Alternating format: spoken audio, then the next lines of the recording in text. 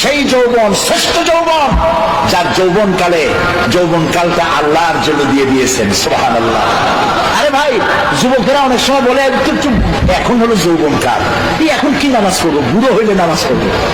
বুড়ো হইলে নামাজ পড়বা, বুড়ো কাল পাবা, তার কি কোনো নিশ্চয়তা আছে?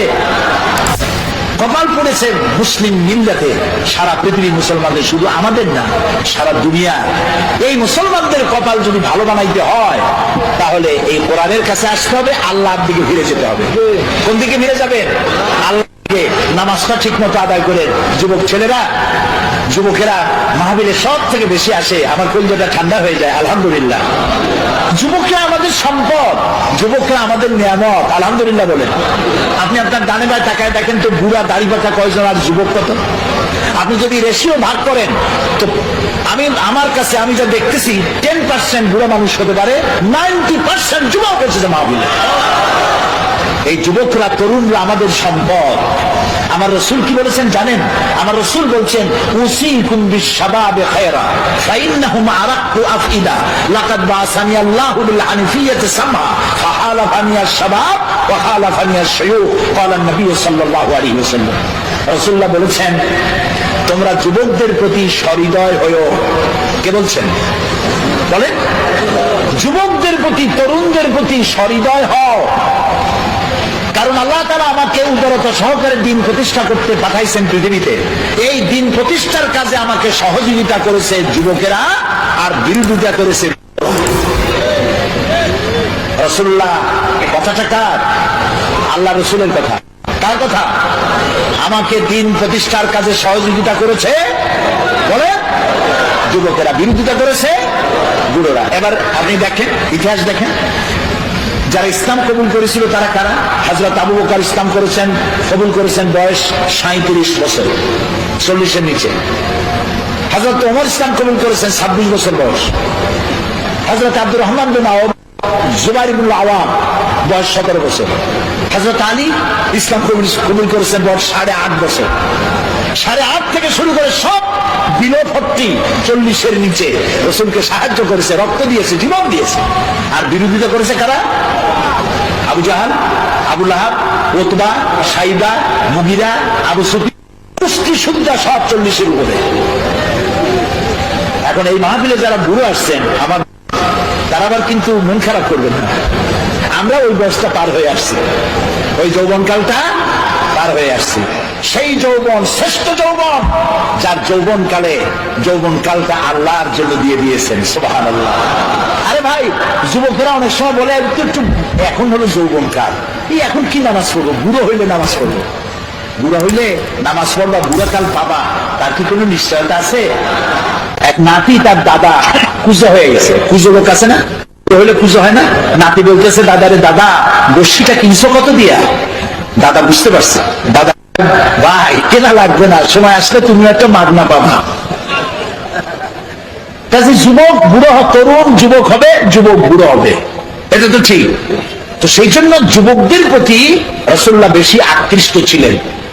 একটা সমাবেশে রাসূলুল্লাহ বক্তৃতা করতেছেন, হযরতে জারীর রাদিয়াল্লাহু তাআলা আনহু, তার চেহারা ছিল চাঁদের মতো সুন্দর। সুবহানাল্লাহ বলে। তিনি মাহফিলে বসার জায়গা পান নাই, এরকম দাঁড়ায় আছে।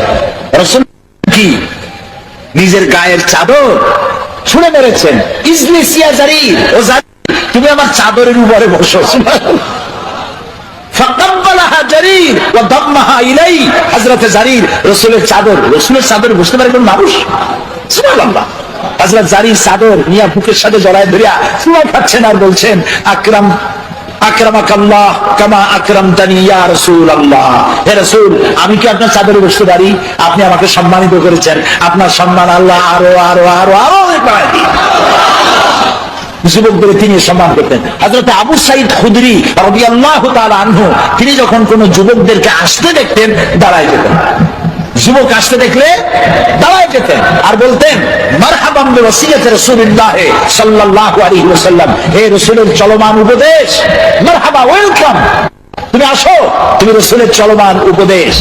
قد আমারানা আন নাহফাযাল হাদিসা ওয়া নুআসালাকুম ফিল মাজালিস। রাসূলুল্লাহ আমাদেরকে নির্দেশ করেছেন আমরা যেন তার হাদিসগুলিকে সংরক্ষণ করি, আর তোমাদের মতো যুবকদেরকে যেন আমাদের মজলিসে থাকা করে দেই। কাজে যুবকেরা আজান হলে পরে মসজিদে চলে যেও।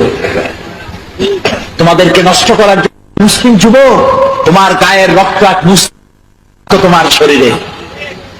তোমার মা কি মুসলমান, মুসলিম মায়ের রক্ত তোমার শরীরে, মুসলিম পিতার রক্ত তোমার শরীরে। সুবহানাল্লাহ, সুবহানাল্লাহ। আমি উঠলাম, দাঁড়াই আমি দেখতে পাচ্ছি আমার সামনে দাঁড়ানো আহলে হাদিসের তৎকালীন সভাপতি ডক্টর আব্দুল বারী। তিনি আজ দুনিয়ায় বেঁচে নাই, আল্লাহ তাকে জান্নাতুল ফেরদাউসের মেহমান বানায় দিন। আমি দেখছি বুড়া মানুষ, দাড়িগুলি সাদা, চোখ দিয়া পানি করে দাড়ি ভিজে ভিজে পড়তেছে। তিনি আমার দেখাইলেন, কারো শরীরের দরজার দিকে আঙ্গুল দিলেন, এদিকে দেখেন। আমি দেখলাম, আমি তো কাঁদতেছি তখনও, দেখলাম আমার চোখটা দিয়ে পড়লো সেখানে যেখানে দরজার উপরে লেখা আছে ওয়াকালা রাব্বুকুম উদউনি আস্তাজিব লাকুম। তোমার রব বলছে তোমার রবের কাছে ডাকো, রবকে বলো, রবকে ডাকো, তোমার ডাকের জবাব তোমার রব দিবে। আমি আবারও কানলাম আর বললাম, আল্লাহ আমি এতক্ষণ তোমাকে ডেকেছি, তার জবাব দেওয়ার দায়িত্ব তোমার। আল্লাহুম্মা লা তারুদ্দানা খায়িবিন। আল্লাহ তাআলা একেবারে কিছু না দিয়া ফকিরের মতো খালি হাতে ফেরত দিও না বাবু। আমার বয়স তো কম হলো না। আল্লাহ তাআলা তার এই কোরআনের খেদমত করার সুযোগ দিয়েছেন অর্ধ শতাব্দী। 50 বছর কোরআনের কারীমের খেদমত করেছি। আল্লাহ তৌফিক দিয়েছেন বাংলাদেশ থেকে উত্তর গোলার্ধ থেকে দক্ষিণ গোলার্ধ পর্যন্ত পৃথিবীর 5টি মহাদেশের অন্তত 50টিরও বেশি দেশ সদরের তৌফিক আল্লাহ দিয়েছেন। এবং এই কোরআনের ব্যাখ্যা বলার কারণে এ পর্যন্ত আমার মতো আল্লাহ তাআলা ছোট্ট গোলামের কাছে অমুসলিমরা যা ইসলাম কবুল করেছে তাদের সংখ্যা 600 ছাড়াই গেছে।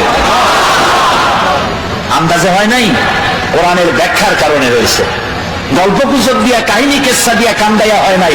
কানছে তো আল্লাহর মহব্বতে, কানছে আল্লাহর ভয়তে, কানছে জাহান্নামের ভয়তে, কানছে আল্লাহ করেছেন মেহেরবানি, আমি করেছি না ফরমানি। এই অপরাধের ভিত্তিতে মানুষ কেঁদেছে, আমিও কেঁদেছি, জনগণও কেঁদেছে। আমি বলতেছিলাম, দর্শন যারা পড়ে এবং পড়ায় এরা নাস্তিক হয়, সাহিত্য যারা পড়ে আর পড়ায় এরা নাস্তিক হয়। বেশিরভাগ, সব নাস্তিক আমি তা বলবো না, কিন্তু চিকিৎসা বিজ্ঞানীরা আর এমনি জেনারেল সায়েন্টিস্ট যারা, তারা নাস্তিক হয় খুব কম। কারণ তারা গভীরে যায়, মানুষের শরীরের তার গঠন প্রকৃতি, গোটা বিশ্ব পরিমণ্ডল, নবমণ্ডল, ভূমণ্ডল ইত্যাদি দেখে ওদের মাথায় চিন্তা হয় নিশ্চয়ই এর পেছনে কোনো কারিগর আছে। কিন্তু সেই কারিগর কে?